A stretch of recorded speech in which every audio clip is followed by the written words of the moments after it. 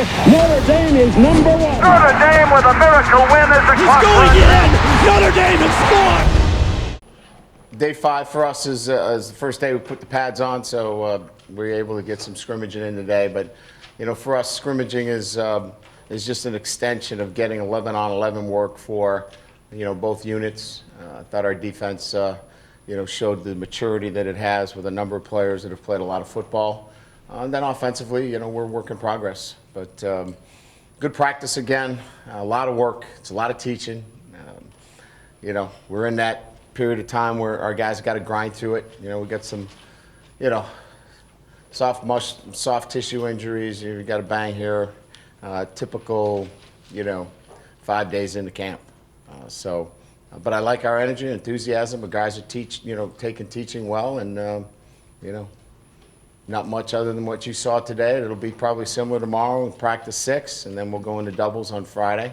We'll have 2 sessions, and then Saturday we'll have 1, and then Sunday we'll give them some time off, and then a heavy load of work next week. Monday, Wednesday, and Friday will all be double sessions. So, we're just we're in the first quarter, so to speak, and then we got a lot of work ahead of us. So. That's a good thing. So a lot of practice opportunities for us to continue to develop our players. Questions? Brian, the quarterback situation, is that kind of how the reps have been divided up for the most part during camp?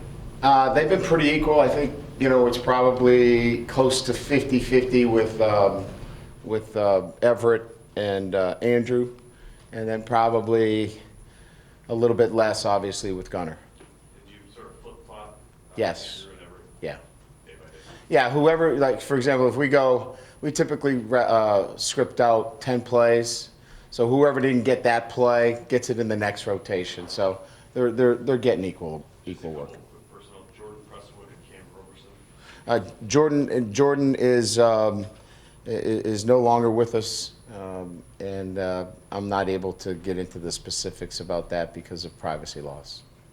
Cam Roberson physically was not able to compete at the level that he felt was necessary to play here at Notre Dame. So we're going to pursue a medical hardship for him. Is there any chance Presswood returns, or is that? We really haven't even reached that level of conversation. Brendan, the offensive lineman have been talking about the different techniques that Coach Eastham is a proponent of. Can you address that A little bit more zone versus gap and pull. We were a lot more gap and pull last year. So I think if the 2 traditional schemes would be gap and pull versus inside-outside scooping, and we're pretty athletic up front. So we feel like we can climb to second levels and go track down linebackers. So from a schematic standpoint, probably a little bit more emphasis on inside-outside zone. Brian, can you talk a little bit about the freshman wide receivers you were impressed with? Well, we threw a lot at them. We've got what we feel are 3 talented young men in Ferguson and Devontae Neal and Chris Brown, and so we're getting them reps. They're in there. I think they all have a chance to contribute as true freshmen. It's kind of early to really say for sure, but we're not afraid to put them out there, and they certainly are not afraid to play. And I think when you really look at the young guys that compete, those are the guys that really have confidence in their ability to go out there, and all 3 of them are very confident in themselves. And so we're going to keep putting them out there with the first group and keep them in our rotation and let them get some action. We scripted a lot of it today for those young guys. Does Presswood's departure mean Stanley probably is going to play this year at some point? Well, I hope he doesn't have to play. That would mean we'd get an injury. But certainly we're working with him to be in our 2 deep. But as you know, there's some moving parts on the offensive line where we can move some guys around. I think we'd need a couple of injuries for him to get on the field. But I don't want to take anything away from him because he's been really good. He's been a pleasant surprise. Where are you with tempo as far as going as fast as you would like to go? Are you able to do that? Yeah, I think, what we can do is we can still attack defenses. So as long as we're able to attack the defense, I'm fine with where we are. We have to do what we can do. I can't really worry about whether we can play as fast as I would like, as much as I want to play as efficient as we can. And so I think, but I feel comfortable that if we need to play fast, we can certainly do that. Coach, you said, Everett and Andrew have split reps for the most part, but has Everett been first team for the most part, or is that rotated as well? No, it's 1A, 1B. Yeah, they both have made great progress. As I said, we've gotten a lot of 11-on work. We had over 215 snaps leading in today of 11-on-11 work. So, they've both gotten over 100 reps of real 11-on-11 football. And each day, it's a teaching moment for both of them. So good progress. I think I'd probably feel a lot worse if we came in here and our offense ran the ball up and down the field after 5 days. We got some work to do, but pretty much where I thought we'd be. Saw Sear fielding punts with a couple of freshmen. Theo did Sear. Did you approach Sear about that, or did he come to you? I can't remember, but I know he wanted to give it a shot, and so we're going to put him back there and see what he can do. But that's something that we're going to just look at as many guys as we can at this point, and then start whittling it down in a couple of weeks. Any idea what happened with Alex Welch? I know it was early. It looked like a knee injury. Didn't get a report.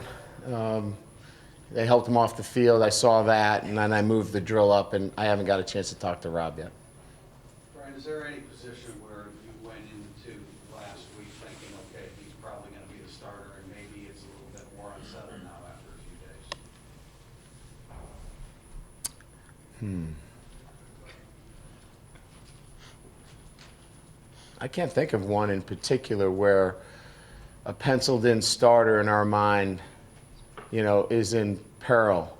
I think there's competition for playing time, from some of those guys, but I don't know that anybody, and I'd have to really think about it, that has not lived up to expectations as a starter.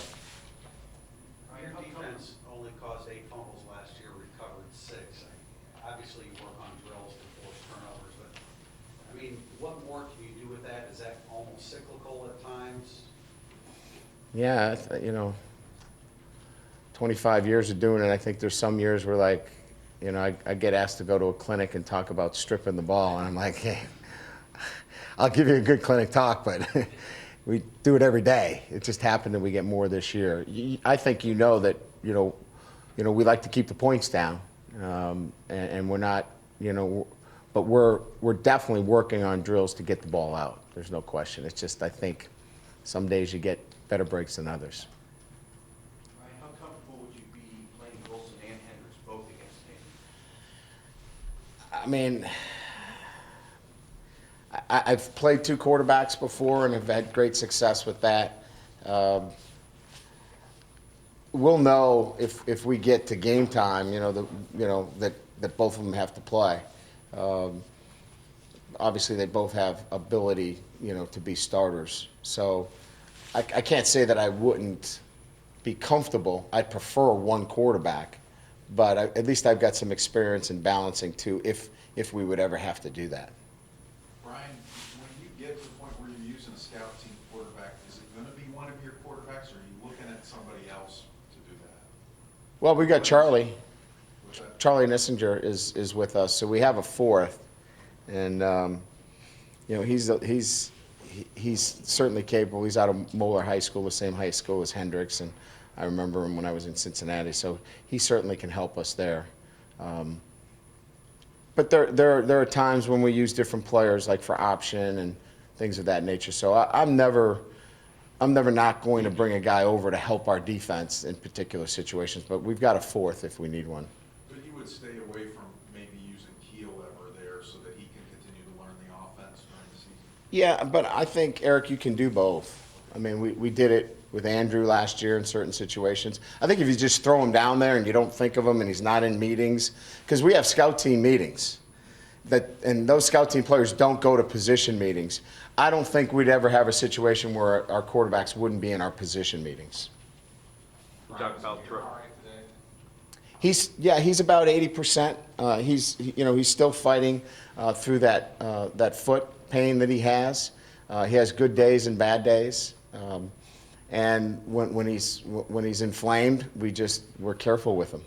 And so he's made great progress to the point where we feel like he's going to be ready. It's just a matter of when is that going to be? Is it 2 weeks, 3 weeks, 4 weeks? How's teams play been so far? That'd be great. Really good. It's been, I think what we're most pleased with is his vocal leadership on the back end. Our safeties have to get us in the right coverages, and so we've had a number of opportunities for him to be vocal out there, and he's definitely done a nice job. Coach, can you talk about throwing Golson and Hendricks out there in the Irish eyes and having them run the ball up a little bit from the drill? Yeah, I just like them to get in the action and to just standing there handing it, because they are going to get hit a little bit, and you saw, I mean, the cones were about 3 feet in width. I mean, you probably could run up there, Angelo, and not get hurt. So it's pretty controlled, in that sense. So we like to just get them in the action a little bit. Nobody's going to hold on to ankles. Everybody knows how to tackle. And generally, you never get a tackle because those two guys are hitting each other, and that back usually gets through there. So I think it's a low-risk operation to get them involved. Can you talk about Troy Nicholas and just his potential? And it seems like his hands are very good. Well, he's a big physical kid, as you all know. You can just see him, and he walks by. He passes the eye test from that standpoint. He can catch the ball, and I just think he's just a young guy learning every day, and he wants to do well. He's committed. He works hard, as you know. He takes great care of himself. So, he's a guy that we're counting on in terms of helping us this fall. How about Daniel Smith and just his progress? Yeah, I mean, for Daniel, it's just being out there, and he's a big, rangy kid. Again, another guy that really wants to do well and is committed to getting better. So, he's another guy in 2013. We need Danny to play for us. With a talent like Michael Floyd last year as a receiver, how does that impact positive and negative the rest of the receivers in development that they're going to have this year? Well, I think from a positive standpoint, they all see that they get an opportunity now for more touches. So their ability to feel like they're really part of the game plan. As you know, we tried really hard to get to Mike in so many different areas. So from that standpoint, they're excited because they know they're going to have more opportunities. On the other side, they've got to raise their level of game. And because Michael has set a high standard for the wide receiver position. Before Michael, you've got Golden Tate, and I can go on and on. So there's a high standard for the receiver play. Now it's them. Now those guys have to reach those kind of levels. So the good part is it allows a number of guys to be energized about getting the ball in their hands. On the negative part is that you lose Michael Floyd. Can you talk about the other cornerback position opposite of Bennett, what you've seen so far, and anything on a nickel at this point? Yeah, I mean, we certainly feel like Bennett is accomplished at the position where we feel like he's, close to nailing down a position. I think it's still very competitive. Josh Atkinson is in there, clearly. Cam McDaniel has done a really, really good job. But if you ask me, after the first 5 days, the guy that has impressed the staff the most, it's been Low Wood. He's 192 pounds, up from 178, breaking on the ball, tackling, communicating. So I'm not anointing him that guy, but of the three that I've just mentioned, I've really noticed Lowe and Cam, and Josh is so gifted as an athlete, but we got to continue to work technique, continue to get better at taking care of the little things, for him. Jaylen Brown has stepped up his game. We had a play the other day where George Atkinson broke from the outside. He was the off corner, and he made it all the way across the field. He's got some ability, and it seems like he's starting to mature a little bit. Then we've moved Elijah Shoemate to corner, so he's gotten a lot of work. We're prepping him, to get some work there, and he could be in some sub packages as well as some of the other corners that I mentioned. Do you envision him as maybe a Jim Morris type of player in some of the roles he played last year? I think he's got a lot of athletic ability, and he's physically very, very mature. I mean, he's physically able to compete right now. We want to make it easier for him, and no matter how smart he is, and he's got some really good football instincts, it's easier to get you on the field at that position than trying to break through with Slaughter and Zeke. And McCarthy's got a lot of knowledge back there, and he's really cemented the third safety position back there. So now you're playing for four, and we like Nicky, and we like CJ, and we like John Turner. You mentioned, you said Daniel Smith in 2013. I'm sorry, 12. I meant 12. Everything, the guys that I was referring to in terms of having to play for us, I meant this year. Yeah, what does Lewis Nix have to do to move back into the starting lineup, or is it just a matter of Kona holding him off? Oh, I think it's first of all, Lewis and Kona both have to share playing time. Not one. I don't know of a nose guard in college football that's that big that can play all 70-something snaps. They're really so close. We're pleased with Lewis. His consistency has been excellent. We're really just pleased with what he's doing. So they're both going to play a ton of football for us. Brian, how do you feel where you are with the drop back position? The drop, I mean, it's been a pretty, two-man battle, really, between Spond and Council. They've both done a very good job for us. And as I've said, we'll sub out at that position as well. Pretty fierce battle at Cat right now. Shembo and Ishak and Romeo.